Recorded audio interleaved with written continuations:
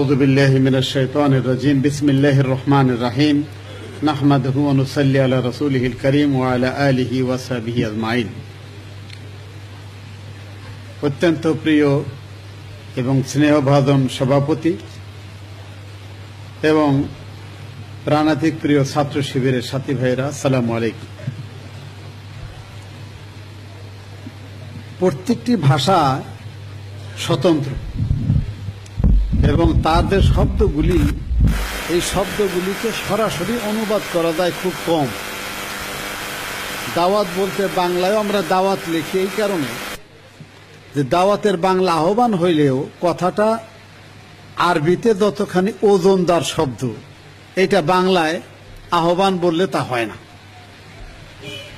ইংরেজিতে যেটা Clarion call বলা হয়, মানে অন্তরকে উজাড় করে দিয়ে উদাত্ত আহ্বান, এই রকম একটি মিনিং ক্যারি করে দাওয়াত শব্দটি। এখন এই জিনিস যিনি দিবেন মানুষের কাছে, তার গুণ কি কি থাকতে হবে এই ব্যাপারে আমি কিছু কথা বলবো। যেহেতু সময় কম, এই জন্য কিছু আয়াতের খোঁজ খবর দিব, সবগুলি তেলাওয়াত করলে সময় কুলাবে না। প্রথম কথা হলো যে আমি যে বিষয়ে মানুষকে আহ্বান করতে চাই সেই ব্যাপার আমার স্পষ্ট জ্ঞান দরকার। এখন এই স্পষ্ট জ্ঞান অর্জন করতে হলে দুনিয়ার সব বই তো পড়া সম্ভব না। এই সম্পর্কে যত বই এ পর্যন্ত আমাদের ওলামায়ে কেরামগণ, ফকিগণ, ইমামগণ লিখেছেন তা সকলের পক্ষে পড়া সম্ভব না। জেস ব্রুনারের একটা বই আছে, বইটার নাম হলো প্রসেস অফ এডুকেশন। তার মধ্যে একটা কথা আছে, দি স্ট্রাকচার অফ নলেজ। নলেজের বা জ্ঞানের একটা কাঠামো ছাত্রদেরকে একাডেমিক ডিগ্রির মাধ্যমে দেওয়া হয়। দুনিয়ার সব জ্ঞান কোনো সাবজেক্টের লোকই অর্জন করতে পারে না। তা কাঠামোটা এমন হওয়া উচিত যাতে এই লার্নিংটা বা শিক্ষাটা ট্রান্সফার করে আর এক জায়গায় নিতে পারে। এখন আমি ফিজিক্সের ছাত্র, আমি ছাত্র শিবিরের কর্মী বা সদস্য যদি হই, তাহলে সবসময় ফিজিক্সের থিওরি দিয়ে মানুষকে বোঝানোর চেষ্টা করা, এইটার কোনো অর্থ হয় না। তাহলে আমার চেষ্টা করতে হবে বাংলার ছাত্রের কাছে যখন আমি কথা বলবো, তখন সেখানে বাংলা ভাষায় সুপণ্ডিত যারা, তারা যে অত্যন্ত রুচিশীল সাহিত্য রচনা করেছেন, শব্দ চয়ন করেছেন, কেউ কেউ শব্দ তৈরি করেছেন, যে শব্দগুলি হৃদয়গ্রাহী, এই শব্দগুলি কোন কোন জায়গায় ব্যবহার করা যায়, এই ধরনের দক্ষতা অর্জন করা উচিত। তেমনি মাদ্রাসার একজনের কাছে দাওয়াত দিতে গেলে কোরআনের উচ্চারণ সহি যতটুকু আছে ওইগুলাই তেলাওয়াত করা উচিত, যেহেতু সে আমার চেয়ে ভালো তেলাওয়াত জানে, যে ইসলামকে একটা আন্দোলন হিসেবে বুঝে নাই। তার কাছে আমি যদি প্রথমে তেলাওয়াতটা সহি না হয়, তাহলে আমার ইম্প্যাক্ট তার উপরে হবে না। এখন সে যেদিকে কইলে কথাটা বুঝে, সেইভাবে কথাটা তার কাছে বলা দরকার এবং সহজ ভাষায়। এই জন্য রবীন্দ্রনাথ কথাটা বলেছিলেন এইরকম, যে সহজ কথা সহজ করে বলতে আমায় কহ যে, সহজ কথা সহজ করে যায় না বলা সহজে। একই ভাষা সকলের কাছে সহজ নয়। যেটা ইউনিভার্সিটিতে সহজ, সেটা প্রাইমারি স্কুলে সহজ নয়। যেটা গ্রামে সহজ, সেটা অনেক জায়গায় শহরে অনেক মানুষ বুঝে না। সুতরাং স্ট্রাকচার অফ নলেজ অর্জন করলে আমরা স্পষ্ট জ্ঞান অর্জন করতে পারবো এবং সেটা প্রয়োগ করতে পারব। 2 নাম্বার, কোরআন শরীফের মূল টার্গেট হলো মানুষ। সুতরাং কোরআনের এই আদর্শ যদি মানুষের কাছে প্রচার করতে হয়, তাহলে পরে মানব জাতির প্রতি as a whole, towards whole humanity, আমার একটা মহব্বত থাকতে হবে। এবং কোরআনে যেমন বলেছে, বিসমিল্লাহির রহমানির রহিম, ইয়া আইয়ুহান নাসু উবুদু রাব্বাকুমুল্লাযী খালাকাকুম ওয়াল্লাযীনা মিন ক্বাবলিকুম লাআল্লাকুম তাত্তাকুন। এখানে ইয়া আইয়ুহাল মুমিনুন বলা হয় নাই, ইয়া আইয়ুহান নাস বলা হয়েছে। এবং রাসূল করিম সাল্লাল্লাহু আলাইহি ওয়াসাল্লাম মানব সম্পর্কে বলেছেন নিজের পরিচয়, যে দুনিয়ার সমস্ত মানব জাতি জাহান্নামের দিকে যাইতে চাচ্ছে, আর আমি তাদেরকে ধাক্কাইয়া এই আগুন থেকে রক্ষা করার জন্য চেষ্টা করছি। আমার বিরোধিতা করে, অন্য দল করে, অন্য মতবাদ পোষণ করে, অতএব সে গুল্লায় চলে গেছে, তার পিছনে আর সময় দিয়ে লাভ নাই, এই মানসিকতায় হীন এবং সংকীর্ণ মানসিকতার লোক আর যাই হোক দায়ী আল্লাহ হইতে পারে না। আমি ওই ব্যক্তিদের প্রতি অত্যন্ত শুকরগুজার। আমি যখন ছাত্র ইউনিয়ন করি, আমাকে যারা আমার মতো ঘাড় তেড়া মানুষের জ্বালা যন্ত্রণা সহ্য করে দিনের পর দিন আমাকে ইসলামী আন্দোলনের শেষ পর্যন্ত আইনা ছেড়েছে। তাই অতএব যদি তারা ওই দিন আমার উপরে ছেড়ে দিতেন ভরসা, তাহলে তো আমি জাহান্নামের ওই রাস্তায় থাকতাম। এখন কমপক্ষে রাস্তা তো পেয়েছি, নিজে যদি আল্লাহকে খুশি করে দুনিয়া থেকে বিদায় নিতে পারি তাহলে আমার কপাল ভালো, আর যদি না পারি সেটা আমার কপাল মন্দ। কিন্তু যারা আমাকে এনেছেন তারা সব ঠিকই পেয়েছেন, তাদের কোনো অসুবিধা নেই। এরপরে এরই একটা গুণের মধ্যে আছে যে ইচ্ছা থাকবে সকল মানুষকেই আমি যেন দাওয়াত দিয়ে আমার আদর্শের দিকে আনতে পারি। আমি যে মুক্তির স্বাদ পাইলাম, আমি যে জান্নাতের রাস্তা পেলাম, এই এত সুন্দর মানুষ আশরাফুল মখলুকাত, এত চমৎকার বিদ্যা বুদ্ধি, এই লোকটা জাহান্নামে যাবে শুধুমাত্র দিন এর পরিচয় না পাওয়ার কারণে, দিনের উপর আমল না করার কারণে, এই দিন একটা অলয়েজ একটা কষ্টবোধ মনের মধ্যে থাকা উচিত। এরপরে 2 নাম্বার হইল, আমি যে জ্ঞান অর্জন করলাম এইটা হুবহু সরাসরি প্রত্যেকের কাছে বলার আগে পয়লা টার্গেট থাকা উচিত বুদ্ধিমান লোক যারা, এবং যারা মোটামুটি কিছুটা হইলেও নৈতিকভাবে চরিত্রবান, এই লোকদের কাছে সামাজিকভাবে ইউনিভার্সালি সার্বজনীনভাবে যে সমস্ত জিনিস ভালো বলে অ্যাকসেপ্টেড, যে সমস্ত জিনিস ভালো বলে অ্যাকসেপ্টেড নয়, এইগুলো নিয়ে আলোচনা করা।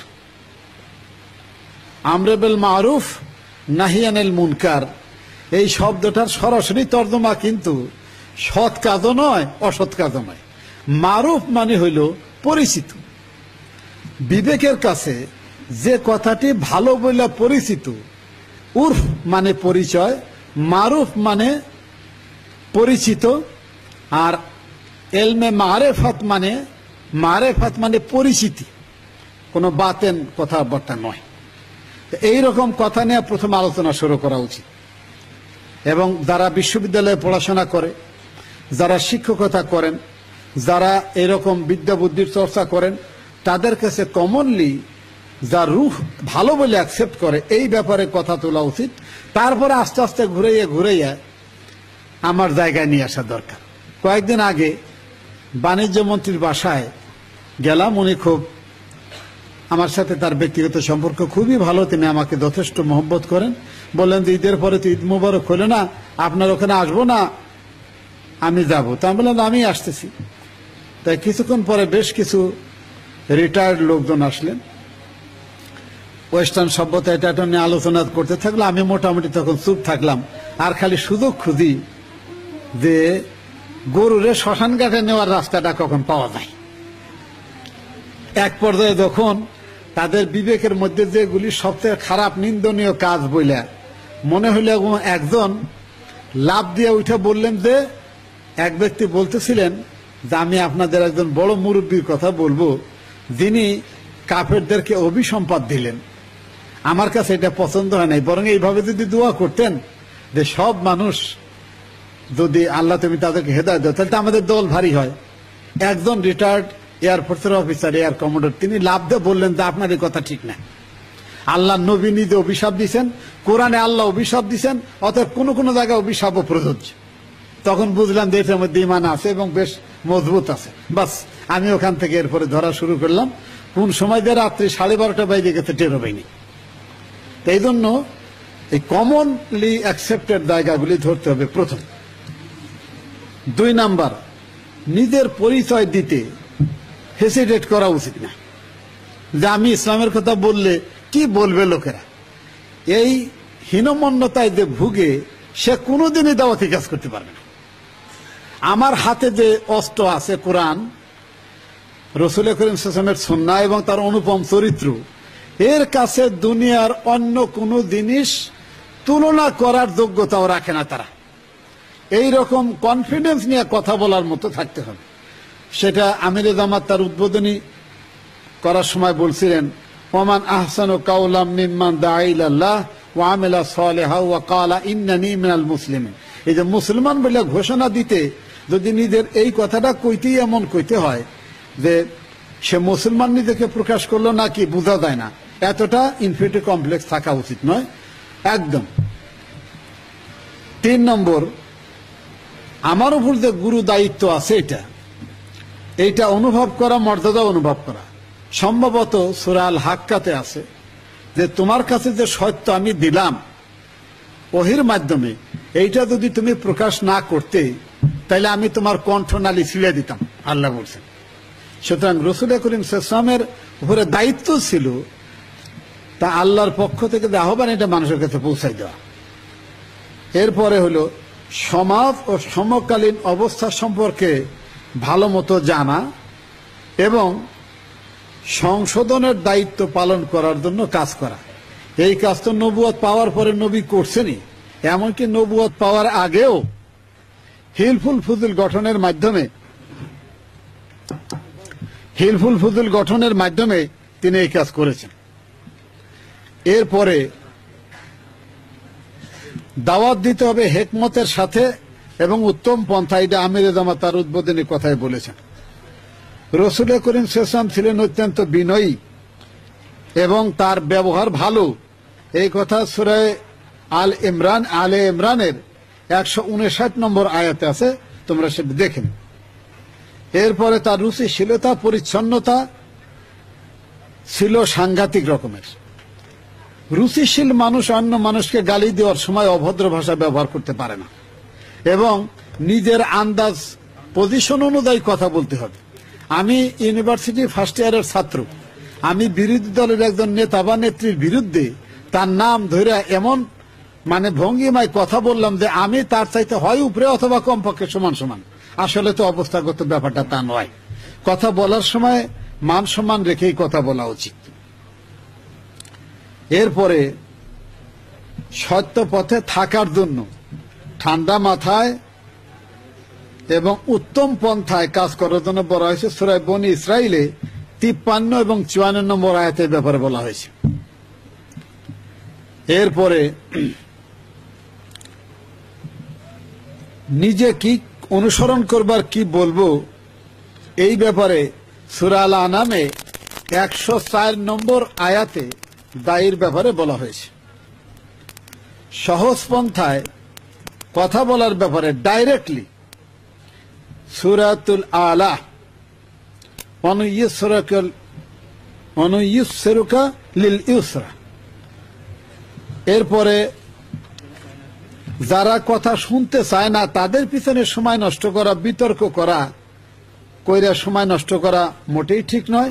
এই ব্যাপারে এই সূরায়ে হামিমা সাজদায় ওই যখন শয়তানের প্ররোচনা অনুভব করো, ওয়াইম্মায়ান জাগান্নাকা মিনাশ শাইতানি নাসগুন ফাস্তাইজ বিল্লাহ ইন্নাহু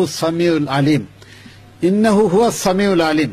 এই ব্যাপারে মাওলানা মওদুদী বলেছেন যে এমন কোন সময় প্রতিশোধ আদলের দৃষ্টিতে নেওয়া যায় তখনও নেওয়া উচিত হবে না যখন মানুষ মনে করে এরাও মারে ওরাও মারে, পার্থক্য এই যে ওরা নামাজি আর এরা বেনামাজি, কিন্তু মারামারির ব্যাপার তো দুই গ্রুপ একরকমই।